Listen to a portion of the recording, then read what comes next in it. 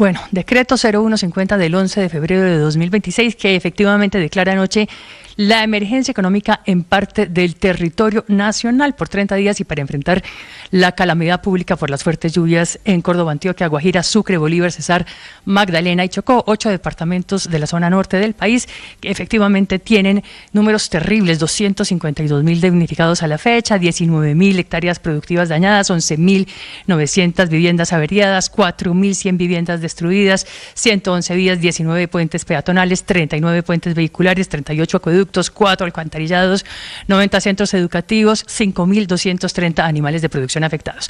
Largo, etcétera, y hecho sobreviniente que el gobierno Petro intenta atender con los recursos de esta nueva emergencia económica. Cuarta emergencia de Gustavo Petro. Cuarta emergencia que el cuarto ministro de Hacienda va a intentar desarrollar en las próximas horas con nuevos decretos para el recaudo de 8 billones de pesos en impuestos, que es justo la mitad de los 16 billones que le siguen faltando al presupuesto general de la Nación para este año, que es justo lo que pretendía tapar con la tercera emergencia económica suspendida por la Corte Constitucional, como justo también tras el hundimiento de 2 reformas tributarias en el Congreso, justo en un momento con uno de los niveles más bajos de ejecución de la última década, que ronda el 70%, faltando menos de 180 días para que termine el gobierno, y justo también cuando ayer volvió a colocar deuda interna TES por casi 1 billón de pesos a tasas de casi el 13%, una deuda cada vez más corta y cada vez más cara. En cualquier caso, 8 billones de pesos y una cifra que para muchos no cuadra, que parece sacada como por arte de magia debajo del sombrero, sin mucho sustento técnico ni tampoco cálculos específicos en las 24 páginas del nuevo decreto, pero cifra que en cualquier caso se va a recaudar con nuevos tributos, como el impuesto al patrimonio para las 15.000 empresas más grandes del país, planilladas para pagar una tarifa del 0.6% a partir de los 10.000 millones de pesos y del 1.2 a partir de los 30.000 millones de pesos de patrimonio líquido gravable, que ojo, no es lo mismo que patrimonio a secas, sino la resta entre el patrimonio bruto y las deudas o pasivos de dichos bienes y derechos. Un impuesto al patrimonio líquido de las empresas que ya se ha usado en el pasado para atender emergencias económicas, caso puntual del fenómeno de la niña del año 2010, que obligó al gobierno de Juan Manuel Santos a expedir el decreto 4825 con un impuesto a la riqueza, al patrimonio, tanto para personas jurídicas como naturales, con una tarifa que empezaba en el 1%, para los patrimonios líquidos superiores a los 1.000 millones de pesos, pagaderos, eso sí, en 8 cuotas iguales entre 2011 y 2014, así como introdujo además una sobretasa del 25% al impuesto al patrimonio. María Camila Orozco es periodista. Está en Mañanas Blue.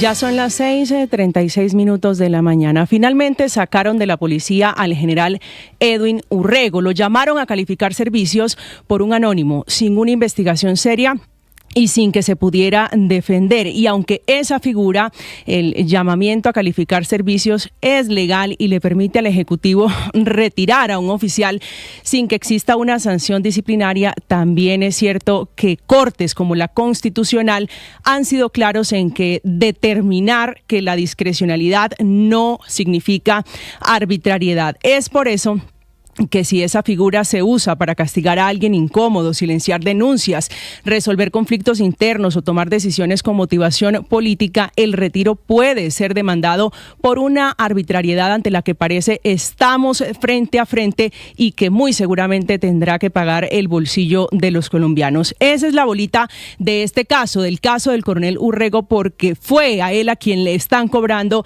el allanamiento a la casa del ministro Armando Benedetti, intentando decir el presidente Gustavo Petro de que le quería meter droga al carro presidencial para afectar o destruir la visita, el encuentro que iba a tener con el presidente Donald Trump, aunque las fechas o la línea de tiempo no coinciden. Por ahora, nadie en el gobierno, ni el ministro de Defensa, ni el ministro del Interior han explicado cómo fue ese intento de implantarle la droga al presidente Gustavo Petro. Ni siquiera han presentado el informe de inteligencia que dicen tienen en su poder, pero sí anunciaron medidas para garantizar un anillo de protección adicional y más amplio para el presidente Gustavo Petro, que nuevamente, ya casi a punto de culminar su mandato, denuncia un nuevo plan en su contra, un nuevo plan para atentar contra su vida o un complot en su contra sin presentar mayor sustento.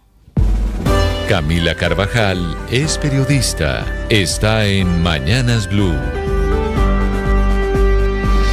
6 de la mañana, 38 minutos. Está empezando otra pelea y discusión adentro del mismo gobierno. Así como el presidente Petro ha dicho una y otra vez que es culpa de la hidroeléctrica Urrá las inundaciones en Córdoba, olvidando que Urrá es una empresa pública y que por lo tanto está culpando al mismo gobierno. Ahora el Ministerio de Salud denunció ante la Fiscalía presuntas irregularidades en la salud de las personas privadas de la libertad, es decir, en la atención de salud de los presos, acusando a la Unidad de Servicios Penitenciarios y Carcelarios, es decir, a la USPEC, que es manejada por el gobierno, y también a la FIDU Previsora, que es del gobierno. Es decir, estamos ante una denuncia del gobierno contra el gobierno. Según el Ministerio de Salud, en esas entidades hay irregularidades en el manejo de la plata y en la prestación del servicio para unos 104,000 presos. Si hay problemas en la atención de salud para la gente en la calle, dimensiona lo que puede estar pasando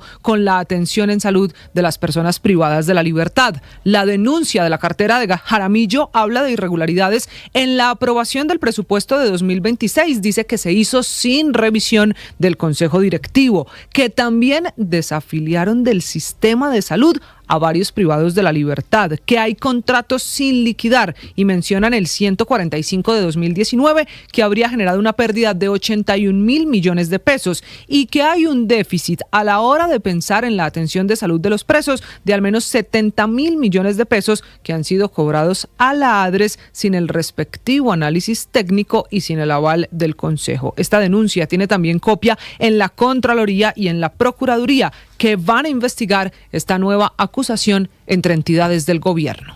El padre Alberto Linero es periodista y también está en Mañanas Blue. 7 de la mañana, 3 minutos.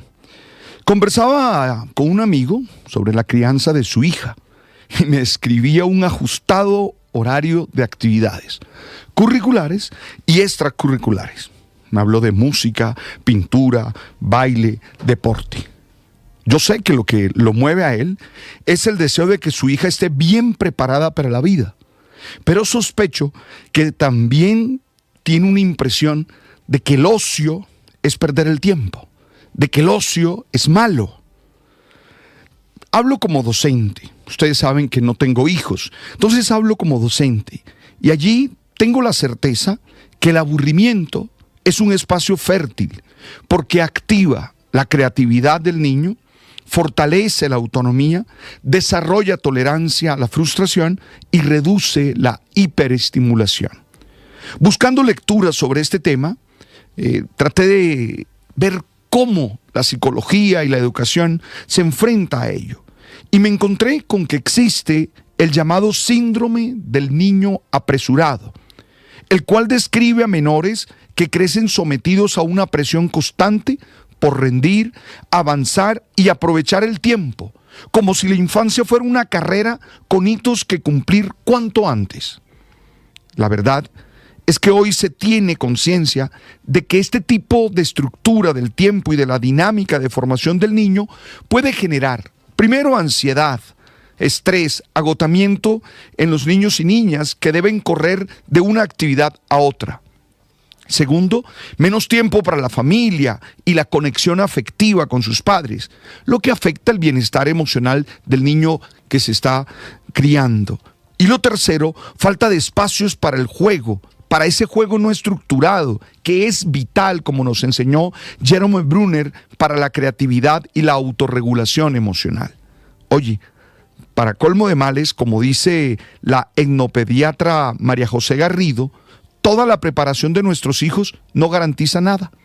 El modelo educativo tiende a desestimar la creatividad, la improvisación y la autonomía a favor de la memoria y la repetición de conocimientos, características que están alejadas de lo que la sociedad del conocimiento requiere. Y mira lo que dice: lo más probable es que nuestros hijos tengan trabajos que todavía hoy no existen. Entonces es definitivo aprender, dejarlos que se aburran. Claro que hay que ayudarles, claro que hay que contribuir con ellos, pero también hay que dejarlos ser. Como diría mi abuela, bastante cilantro, pero no tanto.